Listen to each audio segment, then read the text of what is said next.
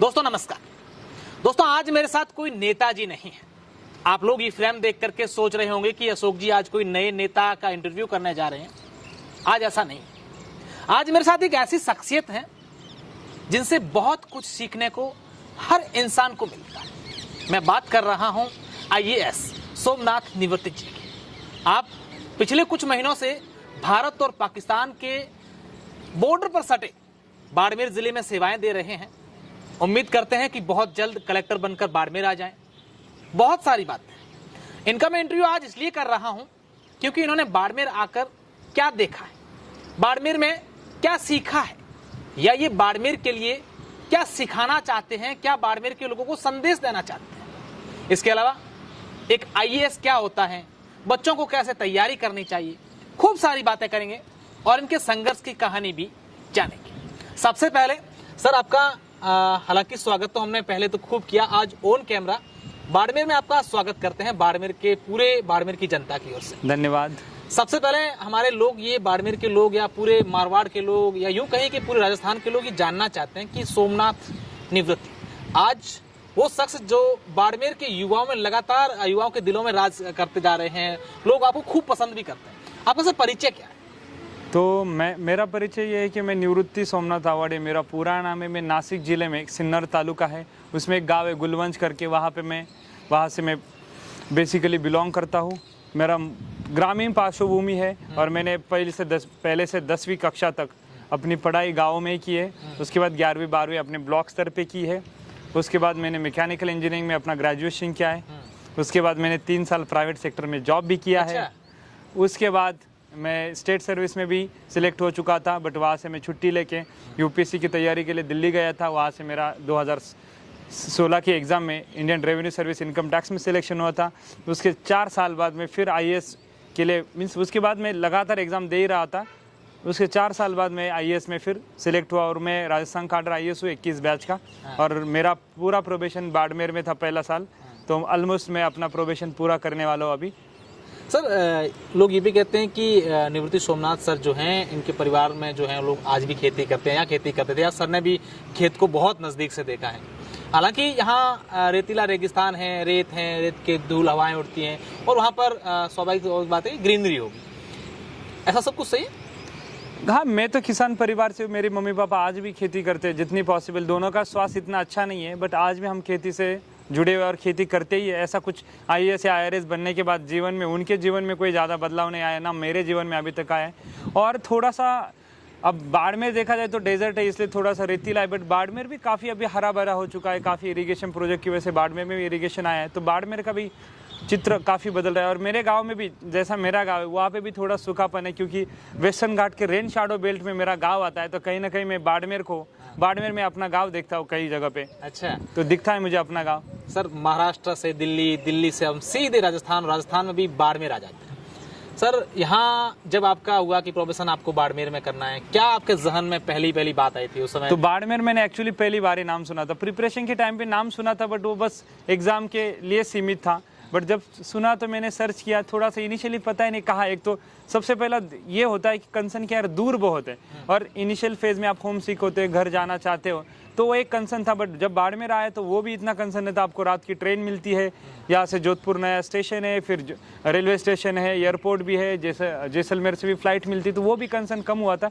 Initially थोड़ा दुख होता है, एक तो अकेलापन होता है, नए जिले में जाना। मुझे लगता है बाड़मेर क्या, उसकी जगह मुझे बांसवाड़ा भी मिलता, अलवर भी मिलता, तो मेरी वही फीलिंग होती, क्योंकि कोई भी नई जगह आपके साथ थोड़ा फियर लेके आती। बट मुझे लगता है, जैसे कहा जाता है बाड़मेर में आदमी आने के लिए भी रोता है और जाते समय भी रोता है। अब तो मेरा ऑलमोस्ट जाने का समय है, तो मुझे लगता है कि बाड़मेर वैसे बहुत अच्छी जगह है। काफ़ी सीखने को मिला, अच्छी बुराई बहुत ही दोनों चीज़ें मिलती है देखने के लिए, तो काफ़ी सीखने लायक चीज़ें मिली मुझे यहाँ पे। सर जब बाड़मेर आए तो स्वाभाविक सी बात है कि आपका यहाँ कोई मित्र नहीं था, कोई नॉन नहीं था। हालांकि आप ब्यूरोक्रेट के हिसाब से जो अधिकारी होंगे या वो जानते होंगे। अब आप जब जा रहे हैं, हमने ये पूरा का पूरा देखा है, ये जानना है कि कई यूथ हैं आपको आइडल मानते हैं, कई यूथ आपसे सीखते भी हैं काफ़ी। आप ये हकीकत है सर, आपको शायद नहीं पता होगा, कई यूथ आपको दिल से चाहते हैं कि वो उनके लिए क्या सर वाकई में बहुत अच्छे हैं। कितने दोस्त आपके यहाँ इस क्षेत्र में नॉन बन गए? दोस्त कहने से ज़्यादा मैं थोड़ा सा सोशल होने की रीज़न से ऐसा था कि मैं काफ़ी लोगों से मिला। बट आप जैसे बोले, मेरा प्राइमरी इंटरेस्ट ही था बच्चे। मैंने आप मीन्स लाइक गवर्नमेंट स्कूल होंगे, प्राइवेट स्कूल होंगे, जहाँ जहाँ पॉसिबल है मुझे माहौल मिला, और स्कूलों के एनुअल फंक्शन थे तो वहाँ पे काफ़ी लोगों को मिला, टीचर से मिला, जो भी पॉसिबल थे। मुझे लगता है ये वाला लोगों में मेरी काफ़ी नॉन लोग मिले मुझे, तो काफ़ी ठीक लगा, क्योंकि नॉन लोगों से ये फ़ायदा पता चल जाता है कि हम प्रशासन के एंगल से अलग सोचते, लोग हमसे क्या उम्मीद करते। तो मुझे लगता है कहीं ना कहीं वो डिमांड सप्लाई इक्वेशन मैच करने के लिए आपको यहाँ की भी मांग पता होनी चाहिए। तो मुझे जो पूरा लगा, जैसे आपने भी देखा हो कि मैं पूरा, जैसे मुझे स्कूलों में बहुत इंटरेस्ट है और वो मेरी रुचि दिनों दिन बढ़ती जा रही है। और इत्तेफाक की बात है कि मुझे लकीली जब मैं दिल्ली में 2 महीने की ट्रेनिंग के लिए जा रहा हूँ, वहाँ भी मुझे स्कूल एजुकेशन मिनिस्ट्री अलॉट हुई। तो कहीं ना कहीं मुझे लगता है मेरा सौभाग्य है कि शिक्षा के क्षेत्र में मैं कुछ करूँ। और बाड़मेर ने एक प्रयोगशाला की तरह से मुझे ट्रीट किया और मुझे काफ़ी सीखने को मिला। तो स्कूलों में जाके पढ़ाने के आनंद ही अलग है। और कहीं ना कहीं मुझे लगता है क्रांति, जो लोक क्रांति होगी यहाँ पे, वो स्कूलों से शुरुआत होगी। मैं आपको बीच में से रोकना चाहूँगा, स्कूल से काफ़ी कनेक्शन है आपका। आप जाते हैं बाड़मेर में सरकारी स्कूलों में जाके वहाँ की व्यवस्था परिवर्तन करना या तमाम चीज़ के जो नवाचार करने, ये ऐसा कोई विशेष कनेक्शन है सर? मुझे लगता है कि आप जैसे बोला, मैंने अपनी पार्श्वभूमि बताया, मैं एक गांव से बिलोंग करता हूँ, तो मैं भी एक सरकारी स्कूल में पढ़ा हूँ। मुझे लगता है बहुत बच्चे यहाँ पे जो वंचित है, अति वंचित समाज के घटक है, तो उनको कहीं ना कहीं अच्छी स्कूलिंग मिल नहीं रही। तो जहाँ अपन गवर्नमेंट की स्कूल ही अच्छे हो जाए, टीचर मोटिवेटेड रहे, बच्चों को अच्छे से पढ़ाए। और बाड़मेर में विशेषता ये कि हमारा ढानियों का प्रदेश है, तो यहाँ बच्चे बहुत दूर से स्कूल के लिए आते हैं। तो मेरे टीचर्स का हमेशा यही निवेदन रहता था, आदेश नहीं निवेदन रहता था कि सर बच्चे 6 किलोमीटर से चल के आ रहे हैं, तो हमें 4 या 6 घंटे जो पढ़ाने, बहुत रुचि लेके पढ़ाने, जिसकी वजह से बच्चे ड्रॉप आउट ना हो जाए, जिसकी वजह से बच्चे अगले दिन आना चाहेंगे। तो मुझे लगता है ये क्रांति मुझे स्कूलों में करने की इच्छा है। अकेला आदमी नहीं कर सकता, बट जितना मैंने छोटा सा प्रयास किया है, मुझे लगता है कहीं ना कहीं आगे आके भी लोग काम करेंगे। जहाँ जहाँ मुझे भी मौका मिलेगा, शिक्षा एक ऐसा क्षेत्र है जिससे पूरा समाज बदलेगा तो बाकी सभी प्रॉब्लम्स मुझे लगता है कहीं ना कहीं कम हो जाएंगे। बाड़मेर के रेतीले धोरों में जो स्कूल हैं, शिक्षा के मंदिर है सर, वहाँ क्या पाया आपने? वहाँ मैंने काफ़ी मेहनती बच्चे पाए, जिनमें हम इंग्लिश में कहते हैं रेजिलियंस, परजीवरेंस। ये हम सुनते थे, मैंने ये देखा है। जहाँ बच्चों को समय पे पानी नहीं मिलता है, अस्पताल दूर है, स्कूल दूर है, उसके बावजूद भी बच्चे आके पढ़ते हैं। और जो जिज्ञासा है नए चीज़ें जानने की, कभी ना कभी मुझे लगता है, चलो बहुत हम सिटी दिल्ली मुंबई जैसे सिटी से कंपेयर नहीं कर पाएंगे, बट जिस माहौल में, जिस इकोसिस्टम में हम पल बढ़ रहे, हमारे बच्चे बहुत मेहनती। तो मुझे इसलिए हमेशा ये लगता है इनके एस्पिरेशंस थोड़े हम बढ़ाएंगे तो ये मेहनत के साथ, ये जिंदा रहने के लिए इतने मेहनत करते हैं, तो कोई भी क्षेत्र में जाएगा, उनको जर्नलिस्ट बनना हो, IAS ऑफिसर बनना हो, नेता बनना हो, डॉक्टर बनना है, इंजीनियर बनना है, टीचर बनना है, कोई भी फील्ड में जाएंगे, इतनी मेहनत से काम करेंगे तो हमेशा उनको सफलता मुझे लगता है मिलेगी ही मिलेगी। सर जब भी कोई बाड़मेर के युवाओं को देखते हैं, स्टूडेंट्स को देखते हैं, तब ये कहते हैं कि यार बाड़मेर के स्टूडेंट है, देखिए कितने दूर से स्कूल आ जाते हैं, या फिर जिस क्षेत्र में जाते हैं, चाहे मजदूरी करने भी चले गए, तो दिलो जान से अपना काम करते हैं, पढ़ाई में भी करते हैं। कहीं ना कहीं यहाँ के बच्चे जो हैं सर, आप इनको किस एंगल से देखते हैं कि सीमित थी कि पुलिस कांस्टेबल, पटवारी, या फिर उस तक सीमित रह करके और फिर अपने काम में लग जाने के बाद दैट्स ऑल?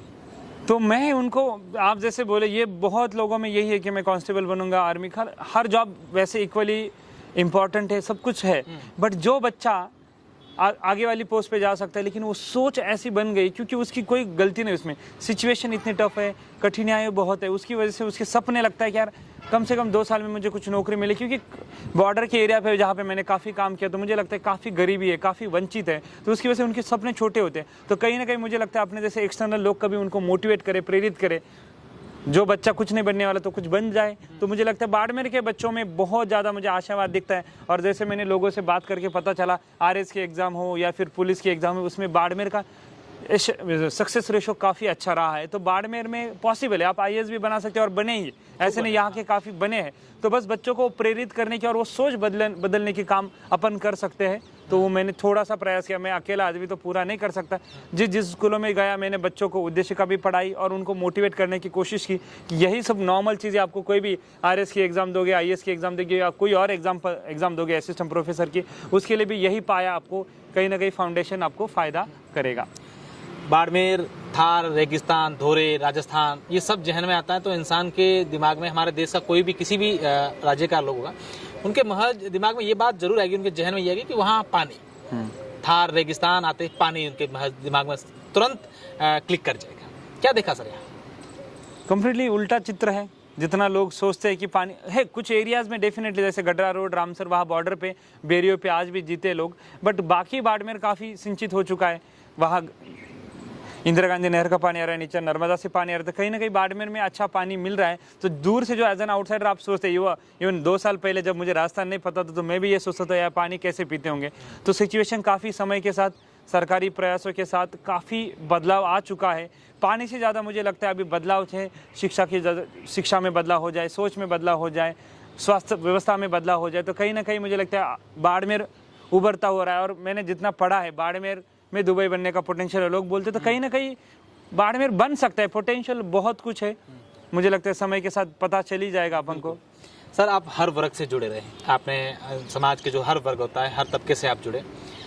बहुत इंपॉर्टेंट बात है कि बाड़मेर की जो बच्चियां हैं या फिर महिलाएं हैं, उनको सर आप किस रूप में देखते हैं? अपनी जगह संस्कार अपनी जगह है, रीति रिवाज भी जरूरी है, सब ये जरूरी है। लगता नहीं कि कहीं ना कहीं यहाँ की बच्चियां या बेटियां जो हैं शिक्षा से थोड़ी सी वंचित रह रही है? ये आपने सही बात कही, लड़कियां शिक्षा से वंचित है और उसमें मुझे लगता है इट्स ओवरऑल सिस्टमिक फेल्यूर है, सोसाइटी का फेल्यूर है, हमारा फेल्यूर है, सबका फेल्यूर है, क्योंकि हम एजुकेशन इतना इंटरेस्टिंग बना नहीं पा रहे या फिर लोगों की सोच नहीं बदल पा रहे कि लड़कियों को एजुकेशन देना कितना इंपॉर्टेंट है। तो बाड़मेर में एक गंभीर समस्या आती है सर, हर गंभीर समस्या का सोल्यूशन मुझे लगता है शिक्षा है। मैं आपको एक स्टेटमेंट बताना चाहूँगा, एक थॉट बताना चाहूँगा। नेल्सन मंडेला आप जानते ही, तो उन्होंने कहा है कि education is the most powerful weapon one can use to change the world. ये स्टेटमेंट जो है भाई, शिक्षा एक इतना प्रभावी साधन है जिससे हम समाज में बदलाव कर सकता है। और ये जो आपने बोला, ये प्रॉब्लम के मैंने रूट कॉज में जाके देखा तो शिक्षा ही मुझे सोल्यूशन दिखता है। तो बाड़मेर जो उभरेगा शिक्षा की वजह से उभरेगा आगे जाके।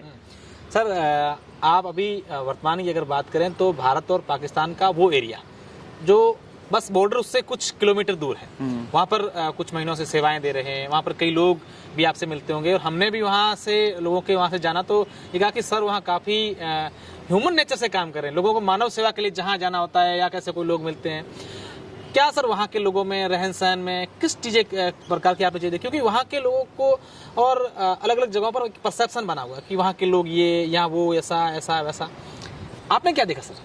तो ये जो बोले परसेप्शन वाला प्रॉब्लम मेरे साथ नहीं हुआ, क्योंकि मैं बाहर से हूँ। तो मुझे सब, मैं बोला मुझे बांसवाड़ा बाड़मेर में कोई अंतर अभी तो नहीं लगता है। तो सेडवा हो, चौटन हो, रामसर हो, मेरे लिए तो सभी सेम है। और मुझे लगता है काफ़ी वंचित वर्ग रहता है, जैसे बाकासर फागलिया वाला जो बेल्ट है, काफ़ी वंचित बेल्ट है। तो उनके लिए हमने काम करने का प्रयास किया। पूरा तो काम मैं अकेला नहीं कर पाऊंगा, काफ़ी उनके कंप्लेंट्स आती थी, सॉल्व करने की कोशिश की। ह्यूमन नेचर बहुत ज़रूरी है। जिस समय में हम जी रहे, जिस समय में हम पब्लिक सर्विस दे रहे हैं, मुझे लगता है ह्यूमैनिटी उसमें नहीं होगी या ह्यूमन अप्रोच नहीं होगा तो मुझे लगता है हमारा फिर सर्विस देने का कोई मतलब नहीं है। जिसमें सर्विस है उसमें मानवता आनी चाहिए। और मुझे लगता है वही छोटा सा प्रयास में हर बार मैं थोड़ी पूरी मानवता के साथ काम कर पाया, बट जितना भी पॉसिबल है मैं कॉन्शियसली ये ट्राई करता हूँ कि भाई लोगों को जितना प्यार से बात करके उनके प्रॉब्लम समझ ले, पेशेंट हेयरिंग दे दे, उसके बाद काम सॉल्व हो रहा है कि नहीं वो अगला वाला मैटर है। कभी लीगल होता है, कभी नहीं होता है, बट वो कोशिश करनी चाहिए एज ए सर्वेंट। सर, अपन ने अभी एक परसेप्शन की बात की, एक और परसेप्शन कि आईएएस जो होते हैं या कलेक्टर जो होते हैं उनका एक अलग डेकोरम होता है, वो अपनी गाड़ी से वो ताम झाम सब कुछ होता है, वो आम लोगों से बात नहीं करते हैं। मैं सर आपसे जानना चाहता हूँ, आप जब कलेक्टर बन जाएंगे, उम्मीद करें बहुत जल्द और हमारे क्षेत्र में आए, हम तो यही चाहते हैं, जब आप कलेक्टर बन जाएंगे आप अपने आप को किस रूप में देखना चाहते हैं कि नहीं जब मुझे कलेक्टर की जॉब मिली है अब इस टाइप का मुझे रहना चाहिए? नहीं, ज़रूरत है सर्विस का डेकोरम हायरार्की मेंटेन करना बहुत ज़रूरी है, बट जहाँ जहाँ पॉसिबल लोगों की जन सुनवाई करना, उनका अप्रोच जो होगा बहुत ही ह्यूमन अप्रोच रहेगा। आज भी रहेगा, होना चाहिए। मुझे लगता है जो मुझ में भी होना चाहिए। मैं कोशिश कर रहा हूँ एवरी डे में कुछ ना कुछ सीख रहा हूँ, तो मेरा अप्रोच ये रहेगा, पीपल फ्रेंडली अप्रोच रहना चाहिए और रहेगा। ये मेरी पूरी कोशिश रहेगी। मेरा सर आखिरी सवाल है आपसे, बाड़मेर के लोगों को, बाड़मेर के युवाओं को, बाड़मेर की बेटियों को और बाड़मेर को क्या मैसेज है सर आपका?